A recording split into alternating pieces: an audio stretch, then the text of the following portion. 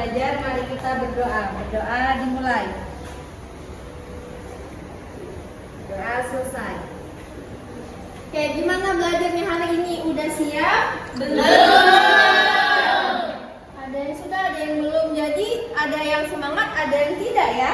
Iya, Bu. Oke, jadi supaya semangat semua, Ibu mau ajak kalian untuk semangat dulu. Udah tahu kan untuk semangat bagaimana? Tepuk semangat.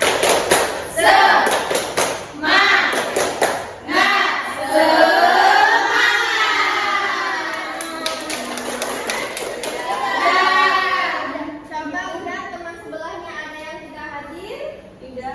Hadir semua. Alhamdulillah, artinya kita harus bersyukur karena kita masih diberi kesempatan untuk hadir di kelas ini dan belajar dalam keadaan sehat. Oke? Ya, Bu. Kemarin kita sudah selesai subtema 2. Kita masuk ke subtema 3. Silahkan dibuka bukunya. Subtema 3 itu ada tulisan ayo berdiskusi. Siapa yang mau membantu Ibu membaca tulisannya? Saya, Bu. Oke, 1, silahkan baca. Ayo berdiskusi. Makanan tradisional Indonesia membutuhkan waktu dalam mengolahnya.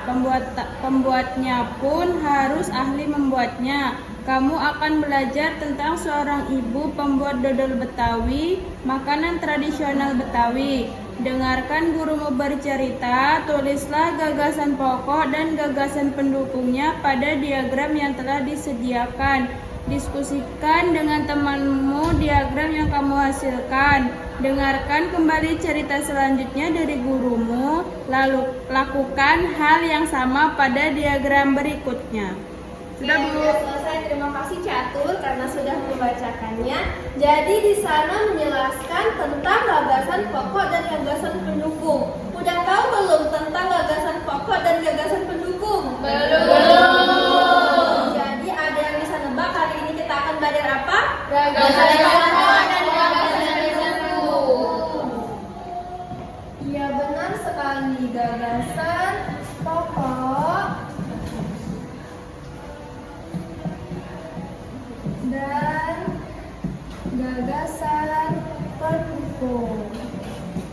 Jadi tujuan pembelajaran kita hari ini melalui teks Lisa yang akan Ibu bacakan, kalian dapat mengidentifikasi gagasan pokok dan gagasan pendukung tiap paragraf dalam suatu cerita.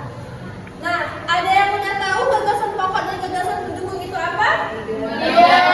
Jadi Ibu jelaskan ya, gagasan pokok ini adalah ide pokok dalam suatu cerita. Sedangkan kalau gagasan pendukung ini adalah gagasan yang memperjelas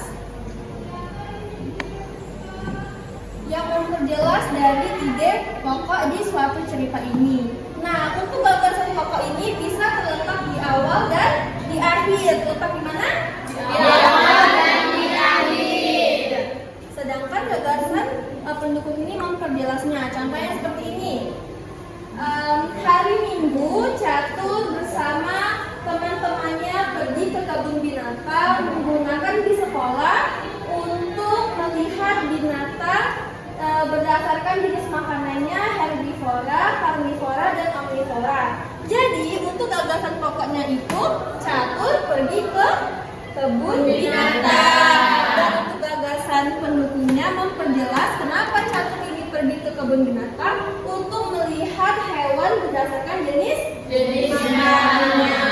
Kan bis sekolah. Jadi udah paham gagasan pokok dan gagasan pendukung? Sudah. Silahkan dibuka bukunya halaman 130. Nah, ini ada gagasan pokok dan gagasan pendukung. Jadi Ibu akan membacakan teks cerita. Kalian tuliskan gagasan pokoknya dan gagasan pendukungnya. Paham? Paham. Oke, silakan. Sebelumnya Ibu bagi dulu ini kelompok 1 dan kelompok 2. Didiskusikan jawabannya, nanti dipresentasikan ya. Baik, Bu. Oke, silakan disimak. Ibu akan membacakan cerita seperti yang kita baca tadi tentang dodol Betawi Mak Salma. Dengarkan baik-baik, Ibu akan membacakan paragraf pertama. Sebentar lagi Kota Jakarta akan berulang tahun. Seperti tahun-tahun sebelumnya, Mak Salma menerima banyak pesanan. Mak Salma adalah pembuat dodol tradisional Betawi di kampungnya. Biasanya, ketika menyambut ulang tahun Kota Jakarta, banyak tokoh yang mengadakan festival Betawi. Makanan Betawi menjadi jajanan di festival. Kerak telur, bir petok, dan dodol Betawi menjadi primadona makanan dalam menyambut Dirgahayu Jakarta. Nah, kalian tulis gagasan pokok dan gagasan pendukung paragraf yang Ibu bacakan. Ibu contohkan dulu. Gagasan pokoknya tadi apa? Untuk yang paragraf pertama itu? Ulang tahun. Iya, benar. Gagasan utamanya yaitu ulang tahun Jakarta. Jadi udah paham ya? Selanjutnya Ibu akan membacakan paragraf kedua. Sudah sejak seminggu yang lalu, Mak Salma bekerja keras. Ia dan beberapa ibu-ibu tetangganya membuat adonan dodol, ketan, gula merah, gula pasir, dan santan dicampur menjadi satu. Membuat dodol Betawi membutuhkan kerjasama. Tidak hanya perempuan, laki-laki pun terlibat dalam pembuatannya. Biasanya Mak Salma dan ibu-ibu menyiapkan bahan, mengarut kelapa, dan menumbuk beras ketan. Adonan dituang kawah, lalu diaduk hingga kental. Proses mengaduk ini dilakukan terus-menerus selama 8-12 jam. Pembuatannya memang berat dan lama, oleh karena itu pembuatan dodol Betawi membutuhkan kerjasama. Yaitu untuk paragraf kedua, silakan didiskusikan gagasan pokok dan gagasan pendukungnya. Sudah? Sudah. Oke, kalau sudah Ibu lanjut ke paragraf ketiga. Untuk memenuhi pesanannya, Mak Salma selalu melibatkan tetangga-tetangganya. Mak Salma ingin rezeki yang diperoleh dari dodol Betawi tidak dirasakan sendiri. Mak Salma juga ingin dodol Betawi selalu dikenal. Dia ingin warga di sekitarnya juga melestarikan makanan tradisional tersebut. Oke, silakan didiskusikan lagi mulai dari paragraf 1, paragraf 2, dan paragraf ketiga. Tuliskan gagasan pokok dan gagasan pendukungnya. Kalau sudah, perwakilan kelompok boleh maju ke depan.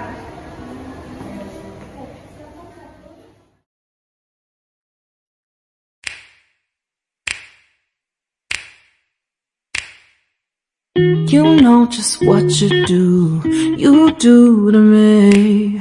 Play my emotions like a pair of puppet strings. Did it ever occur to you my heart's more than a toy? Bagaimana kelompok 1 dan kelompok 2 ada kesulitan? Tidak. Berarti sudah dijawab semua ya? Iya. Kalau sudah dijawab semua, boleh perwakilan satu kelompok maju untuk menjelaskan yang ide pokok dan gagasan pokok dan gagasan pendukung. Silakan. Oke, untuk 1, bacakan dulu gagasan pokok paragraf 1. Ya, Bu. Jadi untuk kelompok 1, paragraf 1-nya gagasan pokoknya yaitu ulang tahun Kota Jakarta, Bu. Ya, benar. Apakah sama dengan kelompok 2? Paragraf 1. Iya, sama ya, ulang tahun Kota Jakarta. Oke, selanjutnya gagasan pendukung. Gagasan pendukung di paragraf 1, kerak telur, bir petok jadi primadona makanan, Bu. Iya, benar. Kalau Dea, paragraf 1 gagasan pendukungnya apa, Dea? Mak Salma adalah Mak Salma adalah pembuat dodol tradisional. Iya, betul juga. Oke, selanjutnya paragraf kedua.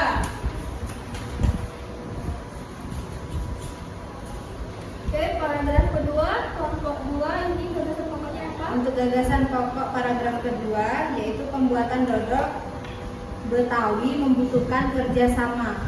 Sama, Bu. Ya, gagasannya mendukung Mak Salma dan ibu-ibu menyiapkan bahan dan mengarut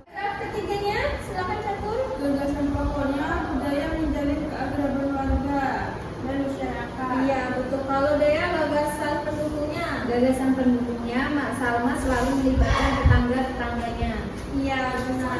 Tepuk tangan dulu untuk kedua. Silakan kembali. Kasih.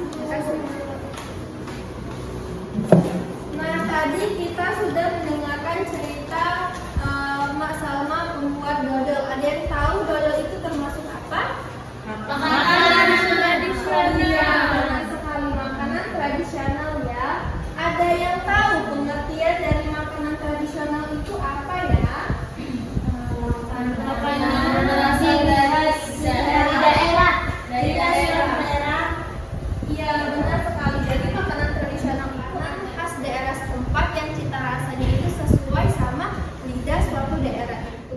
Jadi tujuan pembelajaran kita hari ini yaitu dengan melakukan wawancara, siswa mampu mengidentifikasi makanan tradisional dan dapat memberikan sikap pengalamannya terhadap menghargai makanan tradisional. Nah, di sini Ibu ada beberapa flashcard tentang makanan tradisional khas Sumatera Selatan. Oke, yang pertama ada yang tahu ini apa? Burgo. Iya, benar, ini burgo adalah makanan khas Sumatera Selatan yang memadukan kuah santan. Selanjutnya ada yang tahu ini makanan apa? Celimpungan ini berbahan dasar ikan dengan kuah kari. Kalau ini ada yang tahu? Kentang celing ini dibuat dengan adonan ikan dan dipipihkan lalu dipanggang atau dibakar. Nah, selanjutnya ini siapa yang suka makan ini? Pempek ini makanan Palembang ya, dari Palembang yang memadukan dengan cuko. Selanjutnya ini selanjutnya ini Ibu sudah menjelaskan beberapa tentang makanan tradisional dari Sumatera Selatan. Sekarang Ibu minta kalian mewawancarai teman satu bangkunya, boleh ke teman belakang atau kiri dan kanan, tentang makanan tradisional khas daerah masing-masing. Nanti dibuatkan. Yang pertama itu nama makanannya, lalu asal dan cara pembuatannya ya. Ya, Bu. Oke, silakan ditulis dan ditanyakan atau diwawancarai temannya tentang makanan tradisional dari daerah mereka. Dan diwawancara temannya. Oke, kalau sudah silakan berikan ke Ibu. Nanti Ibu akan periksa ya. Ya, Bu. Nah, ada yang mau membantu Ibu membuat kesimpulan pembelajaran kita hari ini? Oke, Sinta, silakan. Baik, kesimpulan pembelajaran kita hari ini yaitu bahwa ide pokok itu ide utama. Kalau gagasan pokok itu gagasan yang memperjelas dari ide pokok tadi. Terusan kalau makanan khas, makanan tradisional itu makanan ciri khas suatu daerah. Iya, benar, ini Sinta. Jadi kesimpulan pembelajaran kita hari ini yaitu tentang gagasan pokok dan gagasan pendukung. Jadi kalau gagasan pokok itu ide utamanya, sedangkan gagasan pendukung itu gagasan yang memperjelas dari ide pokok tadi. Dan makanan tradisional adalah makanan khas daerah khas suatu daerah. Contohnya itu kalau Sumatera Selatan ada otak-otak, pempek, kentang tunu, dan seperti biasa Ibu referensi sedikit. Bagaimana pembelajaran hari ini? Apakah menyenangkan? Apa penjelasan Ibu tadi ada yang kurang dimengerti? Oke. Nah, setelah kalian mengetahui makanan tradisional, gagasan pokok dan gagasan pendukung, apa yang ingin kalian ketahui lebih lanjut? Makanan tradisional suatu daerah. Iya, bagus sekali. Nah, kalau sudah paham dan sudah mengerti penjelasan Ibu mudah dipahami,